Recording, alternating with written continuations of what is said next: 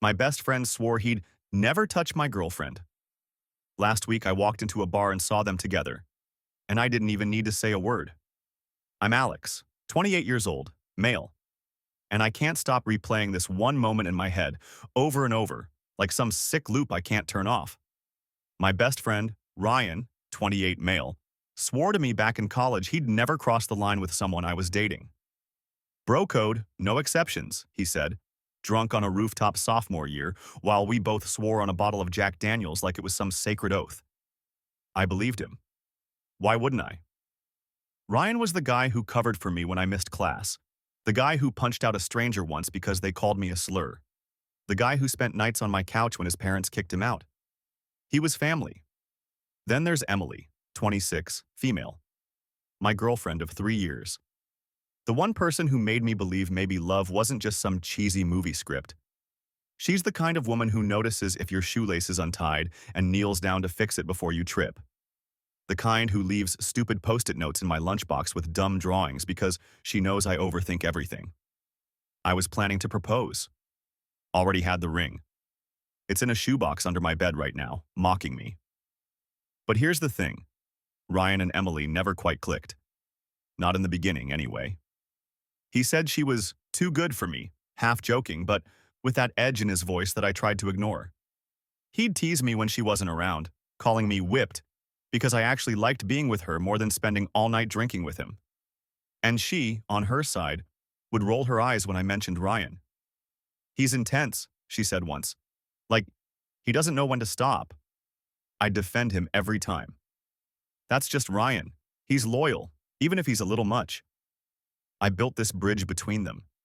I needed them to get along because they were my two worlds. And slowly, painfully, they did. Inside jokes started forming. Ryan texting her directly about birthday plans for me. Emily laughing too hard at his dumb impressions. I told myself it was good. This is what I wanted, right? My girlfriend and my best friend, finally friends themselves. But in hindsight, there were cracks. Little moments that dug at me, but I shoved down. Like the time I came home late from work and found Ryan in my apartment alone with her, the smell of takeout filling the place, both of them laughing at something on her phone. "Oh, hey, we were just killing time waiting for you," Ryan said casually, like it wasn't weird that my best friend and girlfriend had dinner without me. Or the night Emily came home tipsy and mentioned Ryan had driven her because she didn't feel safe Ubering alone. When I raised an eyebrow, she snapped, "What? Do you want me to get in a stranger's car drunk instead?" I kept swallowing it. Because love makes you blind, and loyalty makes you stupid. And then came last week, a Friday night. I walked into this dimly lit bar downtown, one of those dive spots Ryan and I used to haunt before life got complicated. And there they were, him and her, sitting side by side in a booth, bodies angled too close, that air of intimacy that makes you feel like an intruder even when you technically belong. She was laughing, her hand on his wrist. His face leaned in close like he was telling her something just for her. And here's the part that haunts me. I didn't need to say a word. I didn't even make it all the way across the room.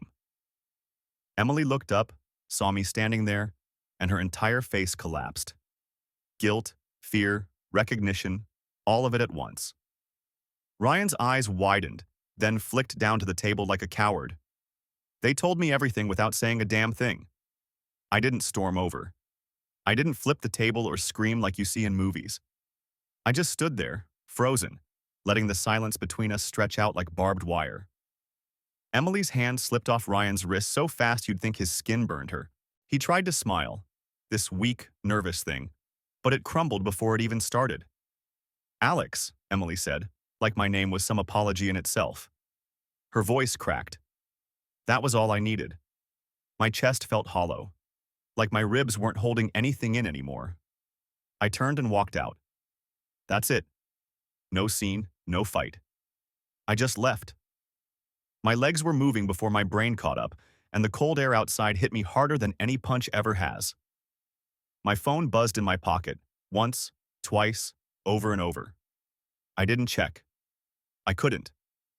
I went home, sat on the edge of my bed and stared at that shoebox under it.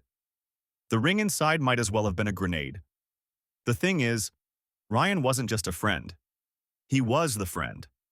We'd known each other since freshman year of high school. He was there when my dad walked out. He was the one who showed up to every crappy apartment I ever moved into with a six-pack in his toolbox, swearing he'd never let me fail alone. He was the guy who swore, he'd never touch someone I loved. And Emily. God, Emily was supposed to be different.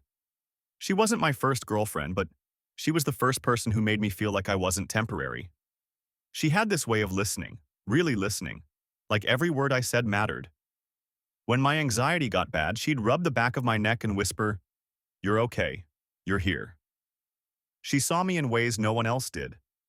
Or at least I thought she did. I barely slept that night. Every time I closed my eyes, I saw them in that booth. Too close, too familiar. And the way she looked at me when our eyes met. Like she already knew she'd been caught, like she'd been living in that guilt for longer than I realized. The next morning, she came over. I didn't even open the door at first. She knocked, called my name, pleaded. I finally let her in, and she went straight to crying. Not the kind of crying where you're truly sorry, though. The kind where you're desperate not to lose what you already know you destroyed.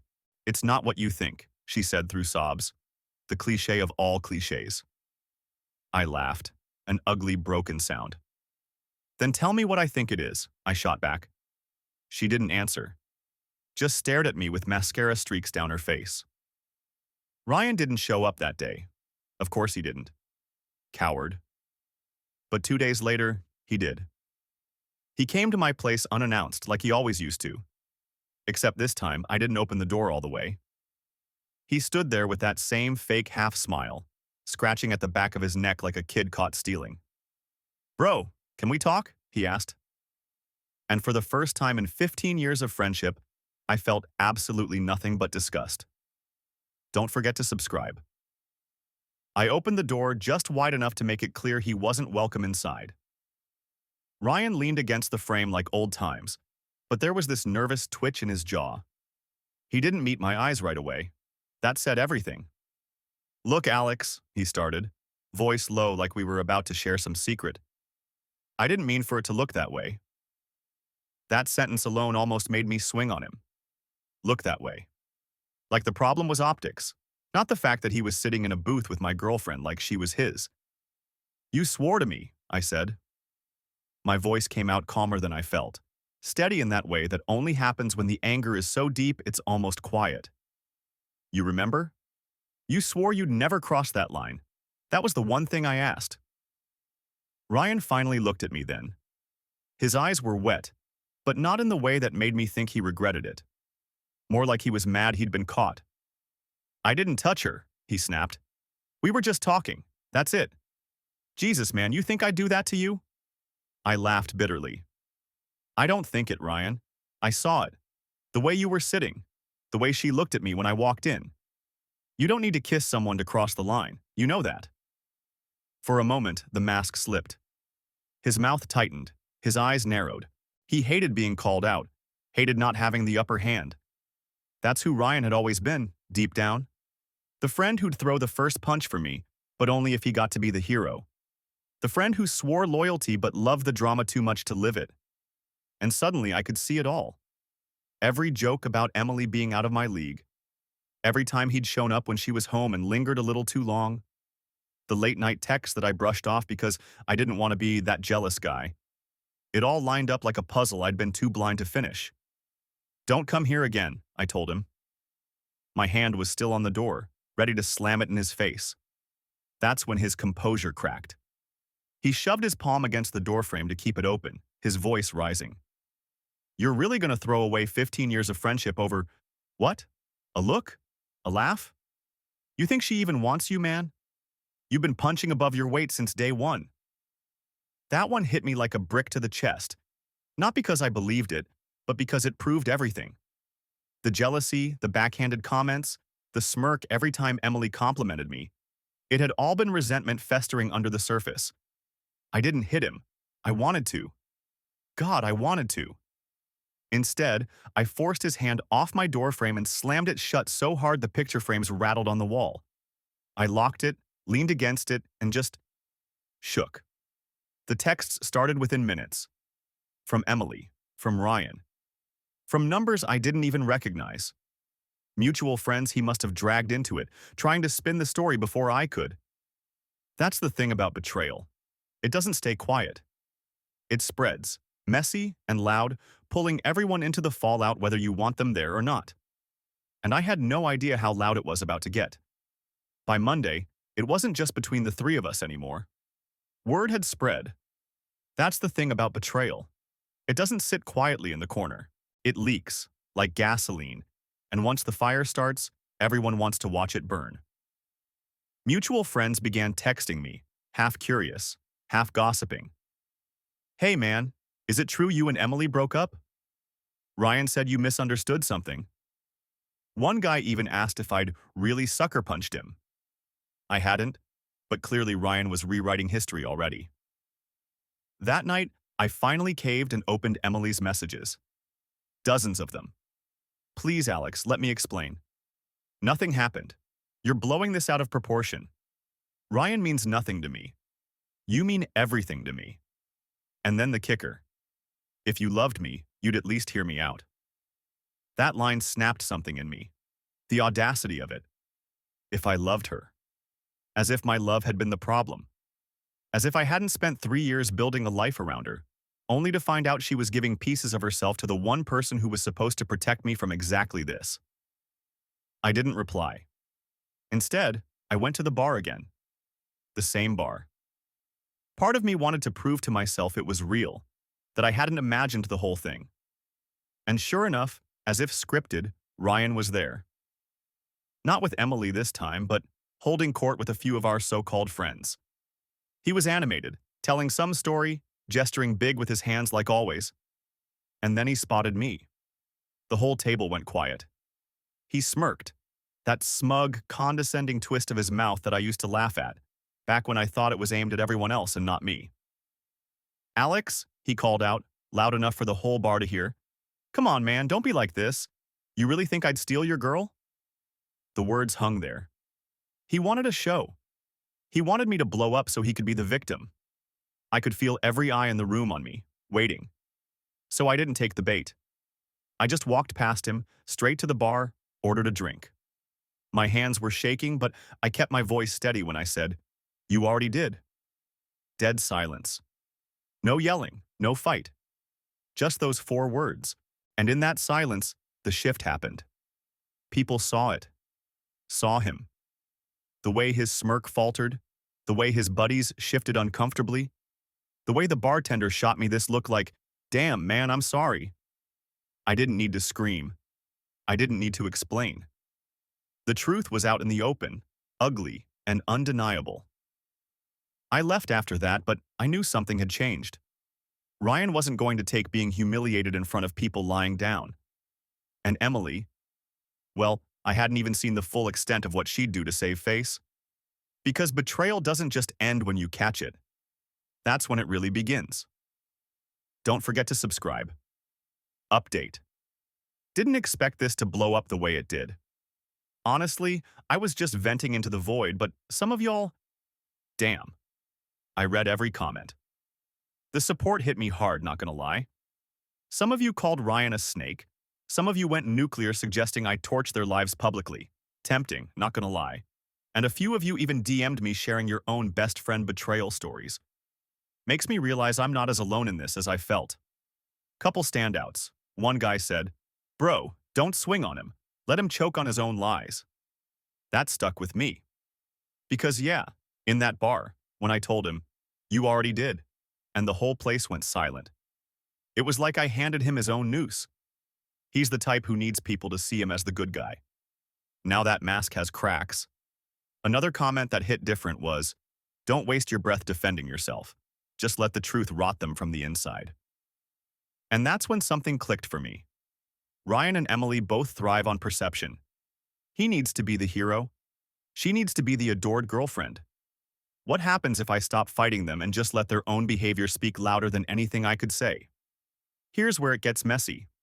Since that night at the bar, Emily has gone full tilt trying to claw her way back. She showed up at my apartment twice, banging on the door until my neighbor came out and told her to chill. She left a handwritten letter in my mailbox, which I didn't even open. And then, the cherry on top, she called my mom. My mom, crying, begging her to talk me into forgiving her. My mom, who never liked Emily in the first place, called me after and said, "Son, if you take that girl back, you're dumber than I raised you." Thanks, Mom. And Ryan? He's spiraling. I've heard from two separate people now that he's been telling different stories depending on who asks. To some, it's, "Nothing happened. Alex is insecure." To others, it's, "We just got close. He overreacted." And the best one? "She came on to me." Classic. Throw the woman under the bus to save your own skin. Real friend material right there. Here's the part I haven't told anyone yet. Not Emily, not Ryan, not even my mom. I still have the ring. It's sitting in that shoebox under my bed. But I've realized it doesn't have to stay there. There's a way to use it. A way to make both of them choke on the future they ruined for me. Some of you said revenge isn't worth it. Others said go scorched earth. I'm not burning down the house. No, I want something sweeter. Something they'll never forget. And trust me, I've got the perfect plan brewing. I knew I couldn't just ghost them forever. That would have been too easy for them. They'd spin the story, play the victim, and before long, I'd be the bitter ex who couldn't handle losing. No, I needed something cleaner. Something final. That's when the ring came back into play. It had cost me 3 months of savings. Nothing crazy, not a rock to brag about, but a diamond all the same. I'd imagined proposing on the cliffs near the lake, the same spot Emily once told me she felt most herself. Now, instead, it sat under my bed collecting dust. One night, I pulled it out and just stared at it. That's when the idea hit me. What if I didn't hide the broken future? What if I handed it back to them in a way they couldn't spin? So I set the stage. I knew they were both invited to our mutual friend Megan's birthday. She's one of those people who tries to stay neutral, doesn't want drama, but invites everyone anyway. The thought of seeing them there made me sick. But then I realized, perfect audience. Perfect timing. When the night came, I showed up late, ring box in my pocket, heart pounding like I was about to do the proposal I'd planned months ago, except this time, it was for something else entirely. Sure enough, they were both there. Ryan posted up in the kitchen like he owned the place, Emily hanging close but not with him, as if she thought keeping physical distance would erase the tension. People noticed, though. You could feel it in the room, the whispering, the sideways glances. I walked straight past them, greeted a few people, then stood up on a chair with my drink in hand. "Hey," I said, voice louder than it felt in my chest. "Can I get everyone's attention for a second?" The room quieted. Ryan smirked like he expected me to slink away. Emily's eyes widened like she already knew what was coming. I pulled the little black box from my pocket. Gasps. A couple people even started clapping, thinking I was about to propose right there. I let the silence stretch before I opened it. Inside was the diamond ring, catching the dim light. "This," I said, holding it up, "was supposed to be for Emily. I was going to ask her to marry me. But turns out, while I was saving up for this, while I was planning our future, she and Ryan were busy planning something else." The air left the room. Dead quiet. Ryan's smirk cracked instantly. Emily shook her head violently, tears already forming. "That's not, Alex, don't..." But I didn't stop. "So, here's the thing. I don't need it anymore. But I thought maybe one of them could use it, since clearly they can't keep their hands off each other." And with that, I set the ring box down on the table in front of them. The room erupted. Gasps, whispers, someone muttered, "Holy shit," loud enough for everyone to hear. Ryan's face went red, then pale. Emily burst into tears, covering her mouth. Megan, the birthday girl, looked like she wanted to vanish. Me? I just walked out. Calm. Silent. My heart was hammering, but I didn't give them the show of screaming or swinging. I left them to stew in that silence, left the ring like a curse.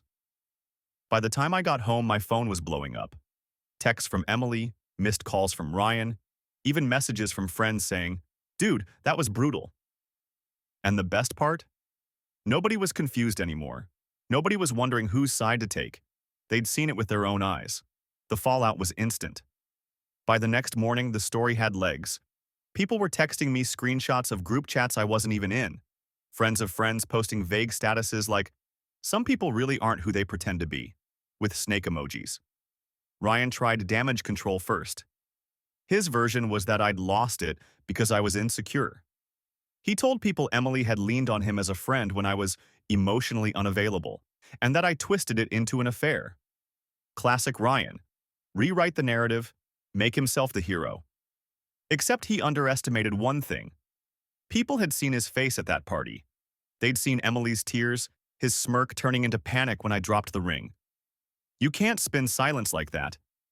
Emily, on the other hand, went unhinged.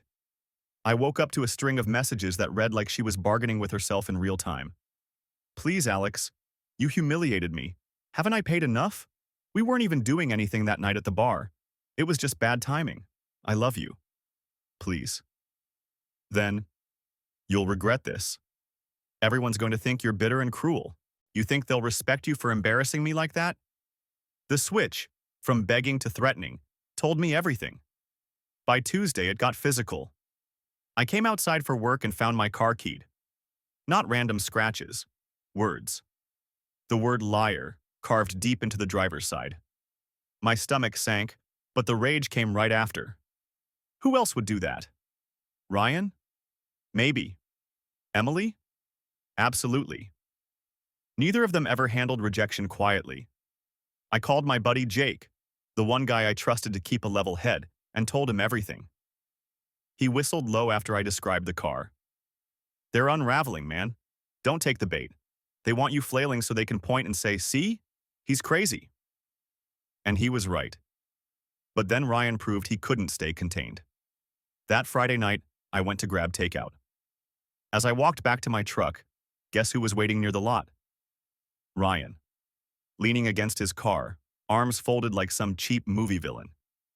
"You think you won?" he said, voice already raised. "You think people actually believe you? You're pathetic. You ruined Emily's life for what? A show?" I tried to walk past him, but he stepped in front of me, chest puffed. He smelled like cheap whiskey. His eyes were bloodshot. "Say it," he demanded. "Say it wasn't true." And that's when I realized he wasn't just unstable. He needed me to absolve him. He couldn't live with what people thought. I looked him dead in the eye and said, "You did it to yourself." He snapped, shoved me hard enough that I stumbled back into my truck. For a split second, I thought about swinging, but then a couple walking out of the restaurant saw the whole thing. They froze, watching. That was enough. I just shook my head, got into my truck, and drove off. Later that night, my phone blew up again. This time it wasn't texts. It was tags. Ryan had gone on Facebook Live, slurring his words, ranting about how I stole his best years and Emily was never really in love with Alex. He cried, screamed. At one point, he smashed a beer bottle on the ground and shouted, "He's nothing without me." Thousands of views by morning. Screenshotted, reshared, immortalized. Ryan had officially nuked himself. And I knew it wasn't over. Update 2. Well, y'all called it. Some of you said, "Don't swing on him, let him destroy himself." Others said, "Ryan's ego won't survive the truth getting out." Turns out you were right on both counts. Because my best friend, the same guy who once swore he'd never cross that line, just went full Greek tragedy on Facebook Live. I'm talking drunk, crying, smashing bottles, screaming about how Emily was never really in love with me and how I stole his best years. Thousands of people saw it. It's screenshotted, clipped, reshared in group chats. The guy basically threw gasoline on his own reputation and lit a match in real time. And Emily? She's unraveling in her own way.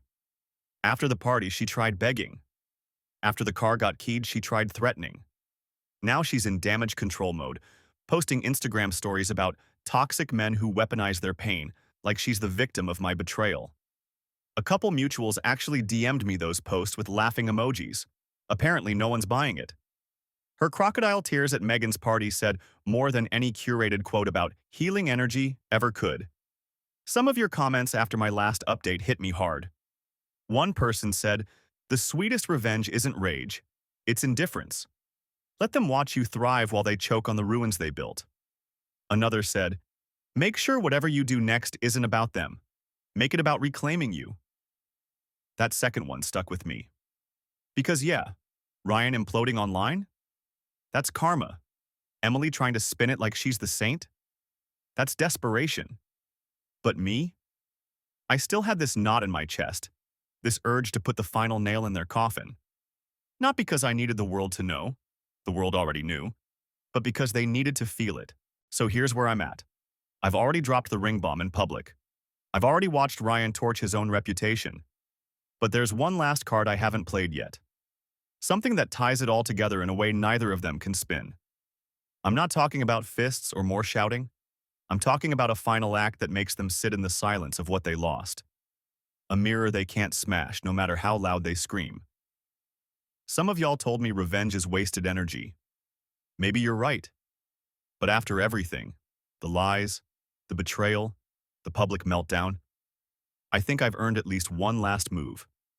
And trust me, it's going to sting. I didn't rush it. That was the key. Ryan and Emily were both spiraling fast enough without me feeding the fire. I wanted my last move to land when the smoke started to clear. When they thought maybe, just maybe, they could rebuild. That chance came quicker than I expected. 2 weeks after Ryan's Facebook implosion, Megan texted me, "You won't believe this, but they're still hanging out." Like nothing happened. That stopped me cold. I shouldn't have been surprised. Misery loves company, and who else could they run to but each other? Still, the image of them clinging together after all this, like two rats huddling on a sinking ship, made me sick. And then it hit me. Perfect. See, months earlier, before everything blew up, Emily had asked me to take couple photos with her. Some trendy local photographer, golden hour shots by the lake, her in this flowy dress, me in a button-down she'd picked out. At the time, I thought it was cheesy but harmless. Now, those photos were still sitting in the shared Google Drive folder she'd set up. I opened it one night and scrolled through them. My stomach knotted as I saw her leaning into me, smiling like I was her whole world. But then, an idea sparked. Not destruction, not violence. Irony. So I printed one. The nicest one. Her looking at me like I was the only man on earth. I slipped the ring box into the same envelope, sealed it, and wrote one line on the back. "You swore, you both did." Then I mailed it. Not to Emily, not to Ryan, to her parents. The ones she'd called crying after I exposed them. The ones she'd tried to recruit to talk sense into me. 3 days later, I got my reward. Screenshots. Apparently her mom went nuclear. Called her a liar, a disgrace, an embarrassment. Word spread through her extended family faster than wildfire. Emily texted me at 1 a.m. that night, paragraphs of pure rage.